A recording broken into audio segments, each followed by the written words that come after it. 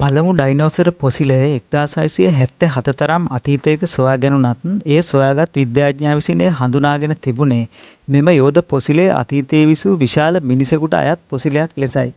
මෙලෙස මහ පොළොවෙන් මතුවෙන යෝධ අස්ථි අදින් වසර මිලියන ගණනකට ඈත මහ පොළොවේ ජීවත් වූ ජීවි විශේෂයකට අයිති සත්ත්ව කොට්ටාශයකට අයත් පොසිල බව තහවුරු කෙරුණේ 1824 විලියම් බක්ලර් නම් විද්‍යාඥයා විසින්.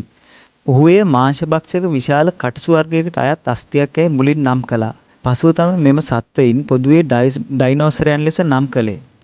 ඩයිනෝසරයන් පිළිබඳව බොහෝ දේවල් එවක පටන් මොනතරම් ප්‍රමාණයක් සොයාගෙන තිබුණත් තවමත් ඔවුන් පිළිබඳව සැබෑ තොරතුරු හෙළිකර ගැනීමට හැකි වෙලා තියෙන්නේ ඊටාම 14ක් පමණයි. කොටින්ම කීවොත් ඔවුන්ගේ විශාලත්වය පිළිබඳව තවමත් හරි අවබෝධයක් ලබා ගැනීමට මෙතෙක් සිදු කළ පර්යේෂණයන්ට හැකි වෙලා නැහැ. ඩයිනෝසරයෙක්ගේ සැබෑ විශාලත්වය මෙතෙක් හෙළි නො වූ තොරතුරක් හෙළිකර ගැනීමට පසුගියදා විද්‍යාඥයින් පිරිසක් සමත් වෙලා තියෙනවා. ඒ ටීරෙක්ස් ඩයිනෝසර පොසිලයක් යොදා ගනිමින් පරිගණක මොඩලයක් යොදා ගනිමින් තමයි මෙම ගණනය කිරීම මොවුන් විසින් සිදු කරලා තියෙන්නේ. පරිගණක මොඩලයක් කියන්නේ මොකක්ද කියලා බැලුවොත් පවතින සියලුම දත්ත ගණිතමය සමීකරණ සහ පරිගණක උපදෙස් යොදා ගනිමින් යම් දෙයක් පිළිබඳව ගණනය කිරීමක්. එහෙමත් නැත්නම් යම් ආකෘතියක් පිළිබඳව නිර්මිතයක් ගොඩනැගීමට උපයෝගී කරගන්නා මෘදුකාංගයක් ලෙස හඳුන්වන්න පුළුවන්. කොටින්ම කීවොත් යම් සංසිද්ධියකට අදාළව බලපානු ලබන සියලුම දත්ත යොදා ගනිමින් එම සාධක මත ගොඩනගන අවුට්පුට් එකක් ලබා ගැනීමක් කියලත් හඳුන්වන්න පුළුවන්. මෙමගින් සිදු කළ ගණනය කිරීම මගින් දැනට පොසිලාශ්‍රයෙන් කර ඇති ගණනය කිරීම වලට වඩා 70%ක ගුණයකින් පමණ මෙම යෝධ සත්වයින් විශාල වන බව තමයි හෙළි කරගෙන තියෙන්නේ. ඒ කියන්නේ ඔබ ජුරාසික් පාක් ලොස්ට් වර්ල්ඩ් වගේ සිනමාපට නරඹා ඇතනම් එම සිනමාපට ඔස්සේ අප විසින් මෙතෙක් ඩයිනෝසරයෙකුගේ විශාලත්වය පිළිබඳව දැන සිටි ප්‍රමාණයට වඩා දෙගුණයකටත් මදක් අඩු ප්‍රමාණයකින් ඔවුන්ගේ විශාලත්වය වැඩි බවයි මෙමගින් හෙළි කරගෙන තියෙන්නේ.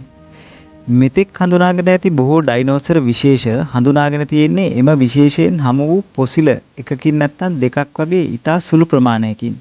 ඒ අනුව එලෙස හමු වූ පොසිලය අයිති සත්වයා ඇතැම් විට කුඩා පැටවෙකු වෙන්න පුළුවන්. ඇතැම් විට ගැහැණු සතෙකු වෙන්න පුළුවන්.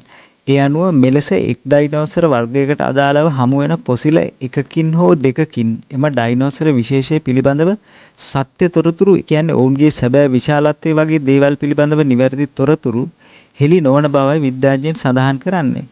මේ සඳහා නිර්මාණය කළ පරිගණක මොඩලය මගින් එක් ඩයිනෝසර විශේෂක ගහණය නැත්නම් කොපමණ ප්‍රමාණයක් ව්‍යාප්තව සිටියේද යන්න පිළිබඳව ගණනය කිරීමක් සිදු කිරීම තමයි මුලින්ම සිදු කරලා තියෙන්නේ.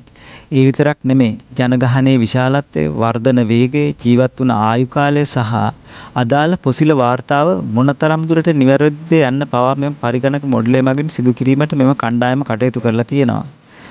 අවසාන වශයෙන් ඩයිනෝසරයන් පිළිබඳව මිනිසා විසින් මෙතෙක් සොයාගෙන ඇති තොරතුරු වලට වඩා තව බොහෝ දේවල් ඔවුන් පිළිබඳව ඉදිරියේදී හෙළිවීමට නියමිත බව තමයි මෙමගින් පෙන්වා දෙන්නේ.